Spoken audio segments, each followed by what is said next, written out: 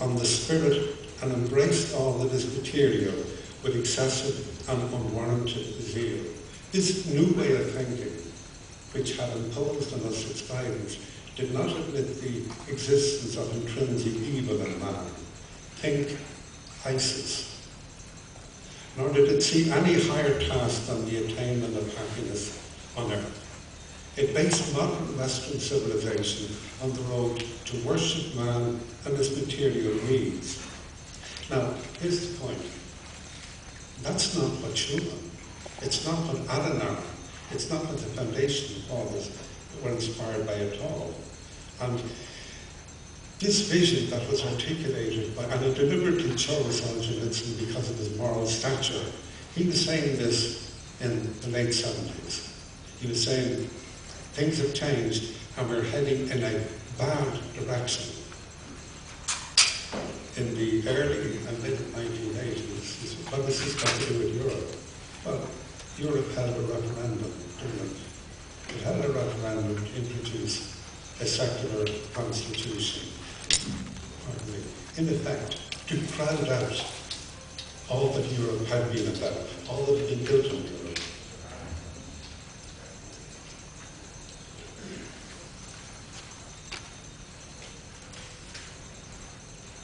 It's interesting, of course, when they held the referendum and the secular vision had been pushed by France and the Netherlands, they failed. The referendum failed in France and it failed in the Netherlands, and they basically pulled it. But they reintroduced it in the form of the Lisbon Treaty by the back door. We voted against the Lisbon Treaty, but that didn't really matter much because we voted again, didn't we? And we bought into the balls that were attached in the form of annexes on militarization and recognizing their neutral status. Really, when you look at it now, it was so much sand. And we fell for it. There have been further erosions, we'll call them, of what Europe was about, the macroeconomics of austerity, and we'll talk about that briefly, and the unprecedented migration crisis, and the attempt to pass off what they dismissed, the European elite, as populism, to pass that off as some kind of right-wing reaction when it reflected the pain, the deep-seated pain of what austerity imposed on Europe. At the heart of Europe is a flawed monetary system which imposes unfair adjustment on deficit countries and allows the surplus countries to prosper. The book that Kate very kindly referred to there, and I'm not pushing the book, it's got a great title, and it means every word of it. We call it Troikonomics because the Troika took away not just the economic independence and capability of people, it took their governance.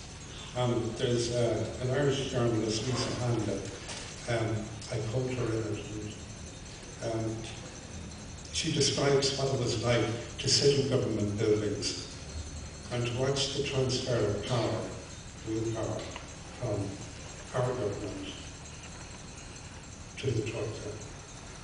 That was an existential moment. And actually, did I say the book is co-authored with my son, who's a philosopher, Dr. Michael Kinsella. Dr. Morris Kinsella. Dr. Morris is a philosopher, and it was such a pleasure working with him because he specialised in the whole area of autonomy. What is it like to be oneself? And he transposed this to what is it about a country that is special, and how can that feeling of specialness be affirmed? How can we determine our future in a way that reflects who we are and how we can become ourselves and others? Well, it wasn't that way in Ireland. It wasn't that way in Greece. Greece ostensibly left the Troika, or left the bailout, a month or two ago.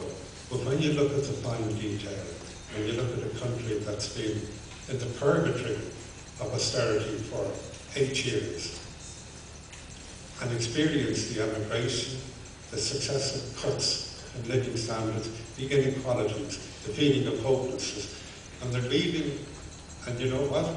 They're leaving with a debt burden nearly as big.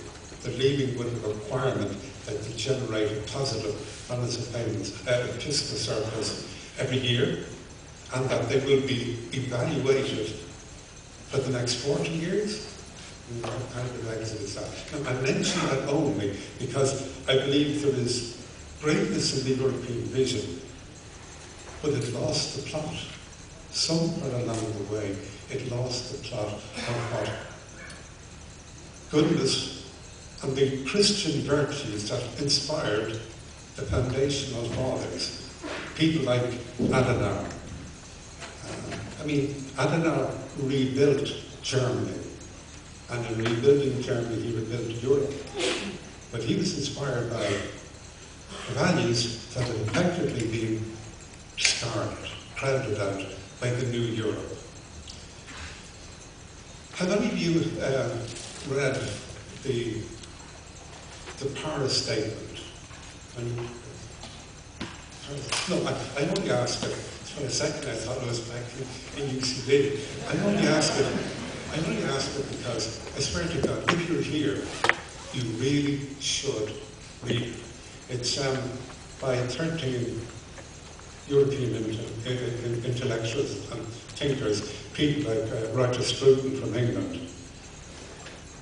And it shows it's pro-Europe in the sense that it says Europe is great, but it's changed. The old Europe, what it calls the old Europe, has been discarded by what it calls a false Europe. A false Europe. And a couple of the things that it says, I think I won't quote him, it says, Europe was our home, but Europe is now going in a radically different direction. It has lost contact with where its values come from. It lauds these values, it says these things are great, but it's lost the sense of where they came from. The false Europe is a dangerous place. We have no business, it seems to me, we who have so much contact with Europe, being locked into a false Europe.